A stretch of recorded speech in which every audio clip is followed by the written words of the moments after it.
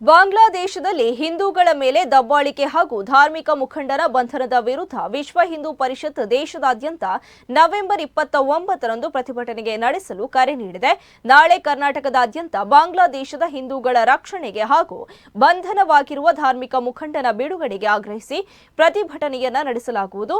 ಹಿಂದೂ ಸಮಾಜವನ್ನು ಜಾಗೃತಗೊಳಿಸಿದ ನಾಯಕ ಚಿನ್ಮೋಯ್ ಕೃಷ್ಣದಾಸ್ ಪ್ರಭು ಅವರನ್ನು ಬಂಧಿಸಲಾಗಿದೆ ಮತ್ತು ಜಾಮೀನು ಸಹ ನಿರಾಕರಿಸಲಾಗಿದೆ. ಈ ಬಂಧನವನ್ನು ವಿರೋಧಿಸಿ ಹಿಂದೂ ನಾಯಕನ ಬಿಡುಗಡೆಗೆ ಒತ್ತಾಯಿಸಿ ಹಾಗೂ ಬಾಂಗ್ಲಾದೇಶದ ಹಿಂದೂಗಳ ರಕ್ಷಣೆಗೆ ಆಗ್ರಹಿಸಿ ನಾಳೆ ದೇಶದಾದ್ಯಂತ ಪ್ರತಿಭಟನೆ ನಡೆಸಲು ವಿಶ್ವ ಹಿಂದೂ ಪರಿಷತ್ ನಿರ್ಧರಿಸಿದೆ.